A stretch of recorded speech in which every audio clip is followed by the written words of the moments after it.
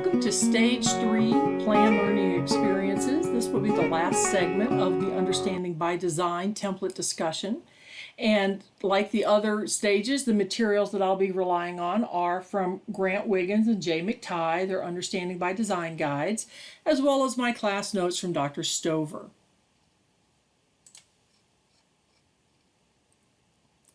Stage 1 and Stage 2 were focused on the instructional designer. Stage 3 is really from the student perspective. What do we want the student to get from this? So as you can see here on the document, you will refer to modules K and N of the Green Book from Wiggins and McTighe for further information, but I'm going to walk you through the Where To learning plan. You can see on the left-hand side what the W represents, excuse me, and this is where we want we want the students to know where we're going with the information. You know, what can they expect after they've been presented the information? What should they be able to learn? And from the instructor, you want to know where the students are coming from and any misconceptions that they might have. So we begin by using SMART learning goals. What are these learning objectives? They should be specific, measurable, attainable, results-focused, and time-focused. And then the relevance. Why should the students learn this? Just like in the other segments, I'm going to use a research methods course that I'm working on. You know, why would the students care about being the research instrument in a qualitative research methods unit? That would be relevant. Make it relevant to them. And then in terms of diagnosis, how do I know where the students are when they come into class? So maybe we have a Q&A section or discussion related to what they think about research, how they think data are collected. It could be just some general terms so the instructor gets a general sense of where the students are, and as the students are answering these questions, they can get a general sense of where they are with the material. Next is the H, or hook and hold. Why should the students pay attention? We want to grab their interest. So using my continued example of research methods, this might be presenting the story or the article or a synopsis of when Thompson in 1985 went undercover with Hell's Angels and the experience that this individual had. And then sharing the qualitative data that was collected and what we've learned from that in terms of, you know, compliance, outlaw biker games, or a variety of things that research spawned. And then the technology. Perhaps as we introduce the audio that Thompson collected, we can demonstrate Dragon, which is an application to generate a transcript, as well as NVivo, which is a software that can assist with qualitative learning so that they can see how the transcript as well as other information can be imported into NVivo. Next, we discuss the E, the equip, experience, and explore. An example of this might be to divide the students into small groups, give them a question, and have them just go out and just start collecting data with no rule sets. Just go find some data that you think supports this.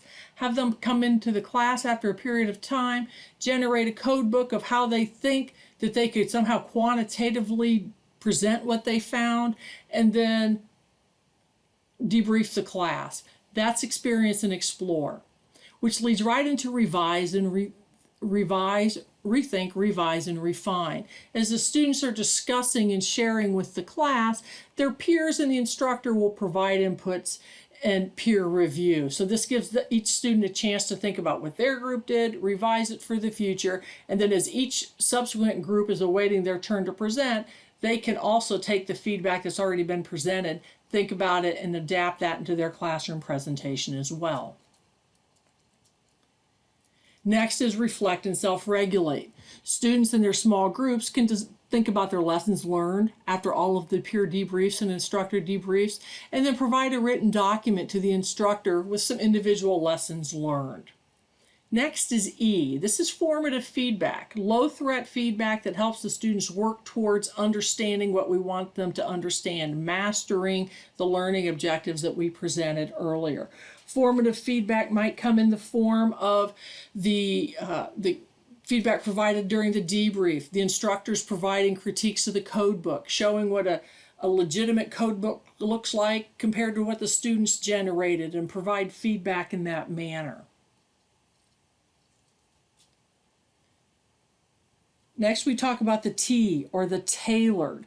This is how the unit is going to be organized for technology enhanced learning. So here each student's going to develop his or her own code book. They'll independently complete a naturalistic observation for an assignment. And then down here you can see what are the learner-centered strategies. Perhaps we use Qualtrics to do a pre and a post test, asking students what their comfort levels are with collecting actual data. How easy was it to code? Their familiarity with generating descriptive statistics. And then organizing to be authentic. This is where we might use the SPSS to generate descriptive statistics. This is going to help them with other real-world problems. It helps to instill critical thinking, using a software application to load the data. What kind of questions can I answer? This all leads to critical thinking. The in vivo, how to manage in vivo. So this would all go towards organized to be authentic. Organizing for creativity, higher order skills, and mental habits of mind. In the example of the research methods class, we're teaching students to think flexibly. They should be able to discern when a qualitative research design is appropriate. Thinking about thinking. As students discuss trustworthiness and unbiasedness, they need to think about how they process data, how they made these observations of data. When we present qualitative before quantitative, we're actually engaged in higher order skills and scaffolding, that there's a connectedness between these two. So we go from definitions and terms to actually being able to collect data, analyze it, present a report. And organize to assess student learning. This is formative feedback. We provide it on in-class activities. We use summative rubrics, similar to what we generated in stage 2, that also have a formative component. We can generate or provide oral feedback to students, and they can also generate a journal of lessons learned after every assignment. And then organizing to use technology to analyze data. The instructors can use the pre and post test that they used for each assignment, and the instructor can look at this across semesters. And if the instructor changed a presentation style or an assignment, perhaps looking at the post-test results and comparing where students were at time 1 and time 2 across semesters will give some credence to are these new instructional techniques, are the changes of assignments, are they adding any value to the class. And then the students can also provide stop, continue, go inputs throughout the semester. Anonymously, what we want the instructor to stop, what we want to continue doing, and what we'd like to start doing. And as the instructor purposely engages in the stop, start, continues, map that based on the feedback from classes and the overall performance.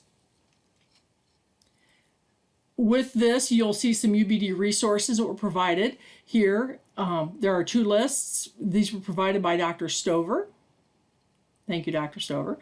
And here are the resources, the references that I used for this presentation. I appreciate your time. I hope that these 3 seminars on understanding by design have been useful for you, and I appreciate your time, and I hope you find this value added.